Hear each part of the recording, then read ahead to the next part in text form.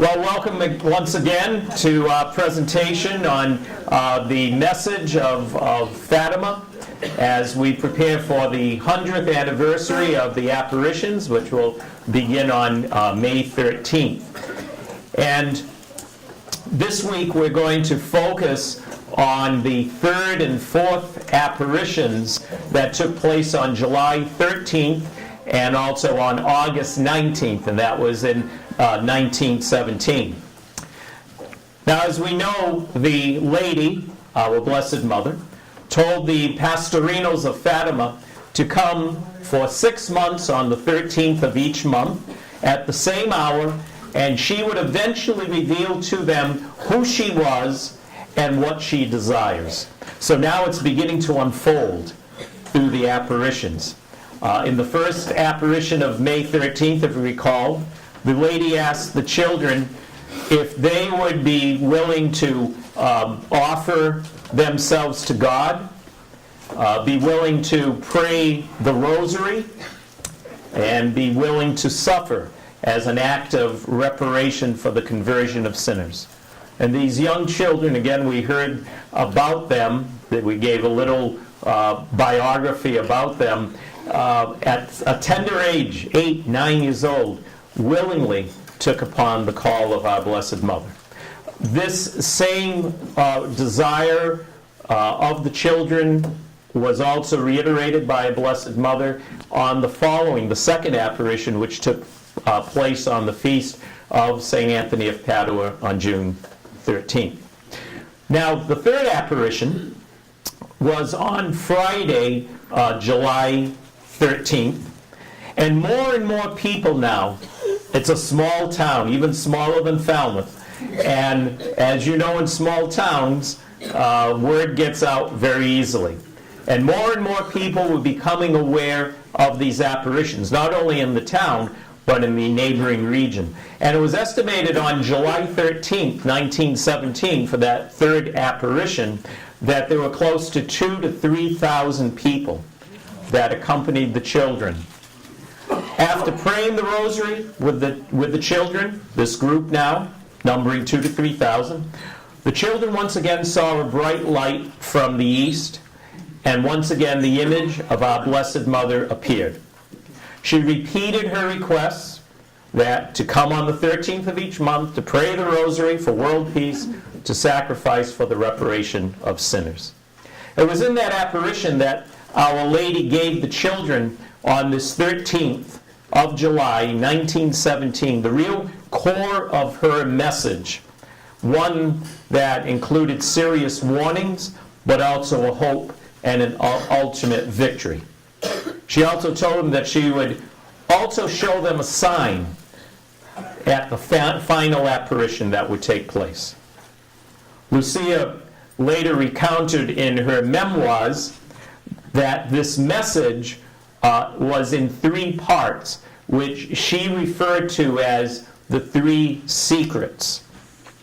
The first 2 were revealed by Lucia in her memoirs in 1941. And the third secret, however, was not recorded at that time. But what happened in 1943, Lucia fell gravely ill. And the local bishop was so concerned that Lucia would die before revealing that third secret that he instructed her, he ordered her to write it down and place it in an envelope. And he held that envelope unsealed in safekeeping until he gave it to the Vatican in 1957. So now let's take a look at the secrets of Fatima, or the one secret divided into 3 parts. The first secret was very frightening for the children. They were given a vision of hell. Lucia relates in her memoirs later on that it was a horrific sight. It was a sea of fire in which there were devils and human souls crying out in groans of pain and suffering and great despair. Lucia relates in her memoirs demons were distinguished from the souls of the damned by their terrifying and repellent likeness to the frightful and unknown animals, black and transparent like burning coals. The secret, of course, reminded the children, and the secret revealed to us in 1941 and continued to be known today. It's a reminder to all of us of the reality of hell. Of course, you can only imagine, we're sitting here saying, ooh, imagine children, 8, 9 years old, hearing this. So they were obviously very, very frightened when they saw this vision.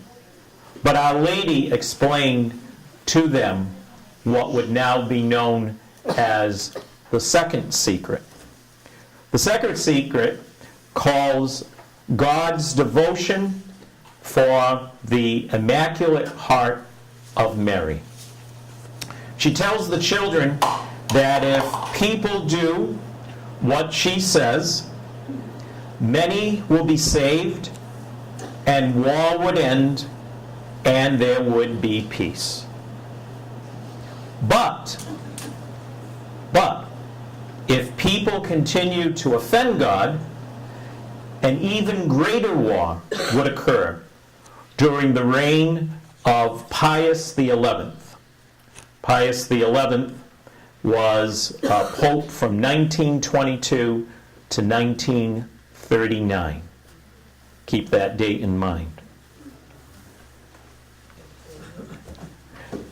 It also mentioned that a great light of unknown origin in the sky would be a sign that people have not been faithful. The atomic bomb was detonated over Hiroshima in 1945. This would be a sign of the beginning of great punishment on the world by means of war and famine, persecutions in the church, and also of the Holy Father. But to prevent this, our Blessed Mother said that we offer prayers to be offered for the conversion of Russia and the communion of reparation on first Saturdays. And ultimately, the good news was that her Immaculate Heart would triumph. Now, this reparation for First Saturdays, or First Saturday devotion that many of us might be common to, really was not detailed to the children at that time, but actually in a later vision that Lucia had while she was a nun in 1925. Well, we'll get to that later. Now, the third secret. So we got the first two, right? You still with me? Good. The third secret, as I mentioned, the third part of the secret was not written at the same time. The first two secrets, Sister Lucia wrote down in 1941. But later, when it was feared that she was going to die from influenza, in 1943, the local bishop, asked her or told her to write down that fourth secret. And then it was sent, as I mentioned, in 1957, it was sent to the Vatican archives. Now, it was read by Pope Paul VI in 1965, but then he returned it to the envelope and he put it back in the archives. And there it stayed until the summer of 1981, where Pope John Paul II, the summer, several months after his near assassination attempt in 1981, once again read it. He did not say anything, but he read it. However, and keep this in mind now, in 1982, on May 13th, Pope John Paul II consecrated the whole world to the Immaculate Heart of Mary.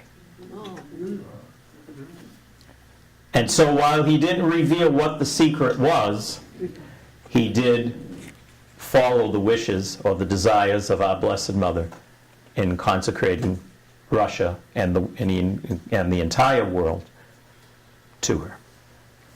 He didn't reveal the secret, though, until June of 2000. And this is what the secret was.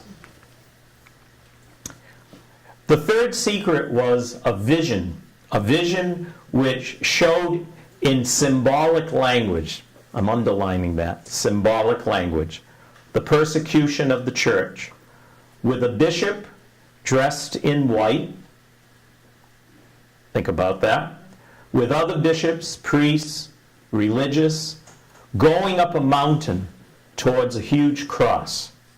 And as the bishop in white ascends the mountain, he is seen praying for the souls he sees on the way.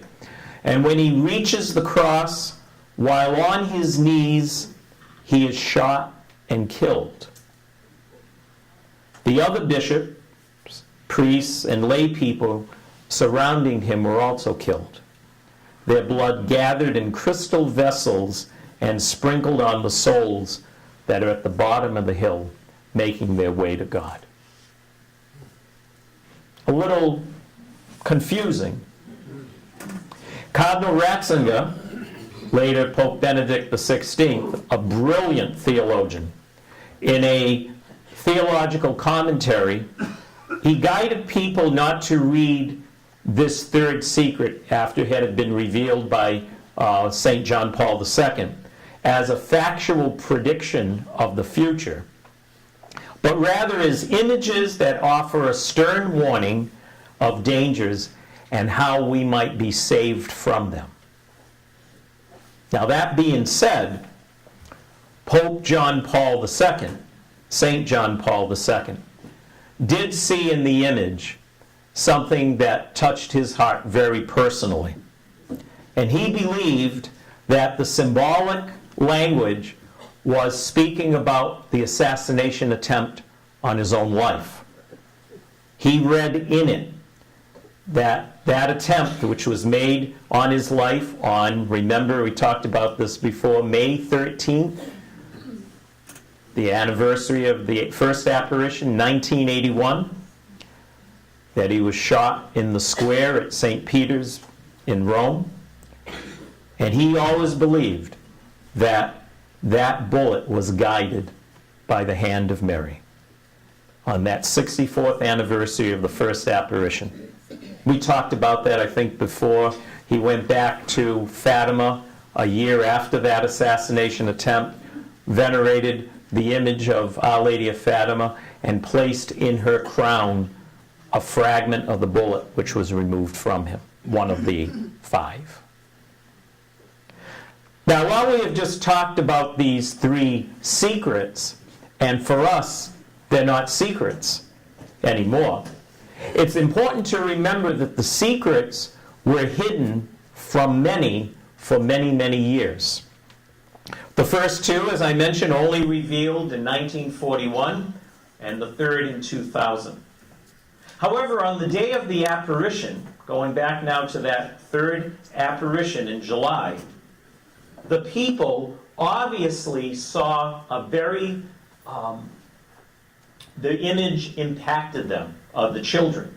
They saw the children visibly shaken by that vision of hell. Again, the people don't see the vision, only the 3 children. But the people saw the children, and the people saw them visibly upset and shaken. What did Our Lady say? Lucia responded, "It's a secret." Even Jacinta kept her mouth shut. It was a secret, and this is what she said, that while it's good for some, for others it is evil.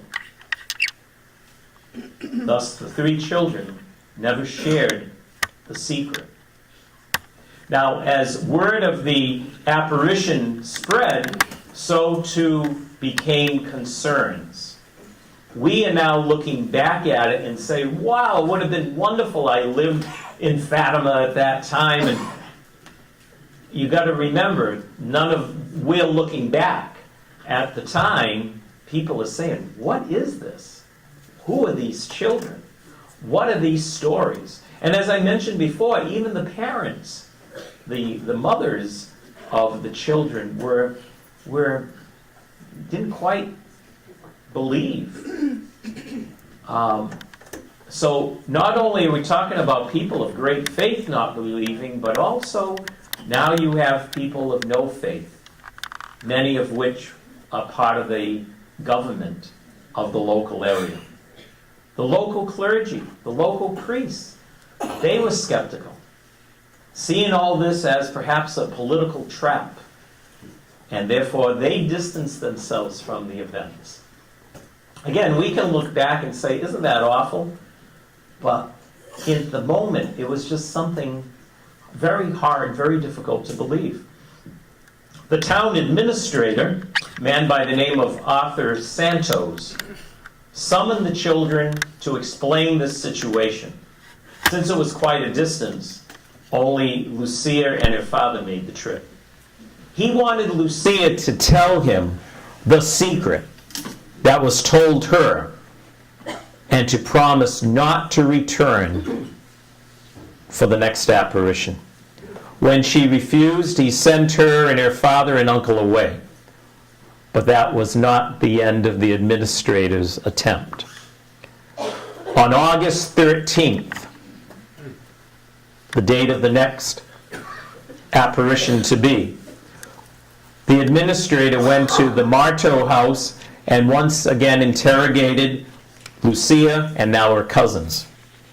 Getting nowhere, he ordered the fathers to bring the children to the local pastor. When the administrator is looking on, the priest now starts interrogating the children as well, but also to no avail. They will not reveal the secret.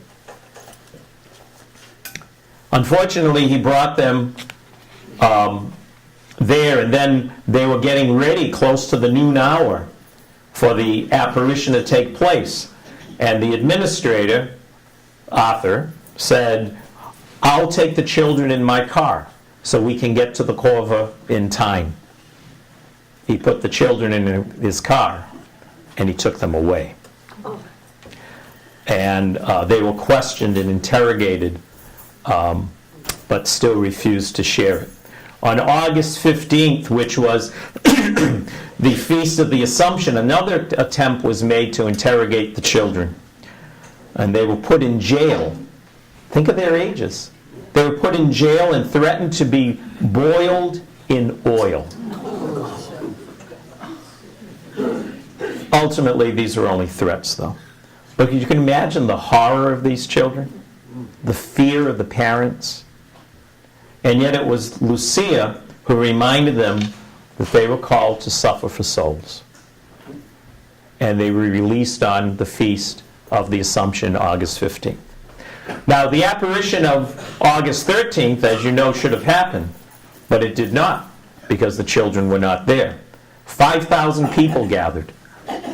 No apparition. But a few days later, on August 19th, Lucia, Francisco, and his brother João, they found themselves in another area near the house, known as Valinhos, once again tending the sheep. Wasn't in the same area. All of a sudden, on this 19th of August, they start hearing the thunder, and they look up and it's a bright blue sky. All the previous signs of the lady's appearance. João ran to get Jacinta, and once again, Our Lady appeared. This time, very briefly, reminding them once again to pray the rosary and to return to the Corva on the 13th of each month. And on the last appearance, she would show the people. This is what she said. In the last month, in October, I shall perform a miracle so that all may believe in my apparitions. And with that, she was gone. Next week, this is what we're going to do. That's it. Stay tuned. This is what we're going to be doing next at our final week. Very exciting week, because it's the 5th apparition on September 13th, but then the 6th and the final apparition, which took place on October 13th, and the promised miracle that our Blessed Mother said would happen, happens, known as the miracle of the sun. And then next week when we gather, we will also talk about how we as a parish community in this area will be celebrating the 100th anniversary of the apparition. So hopefully you'll be able to join us next time as we conclude our discussion on the apparitions of Fatima. So thank you all very much.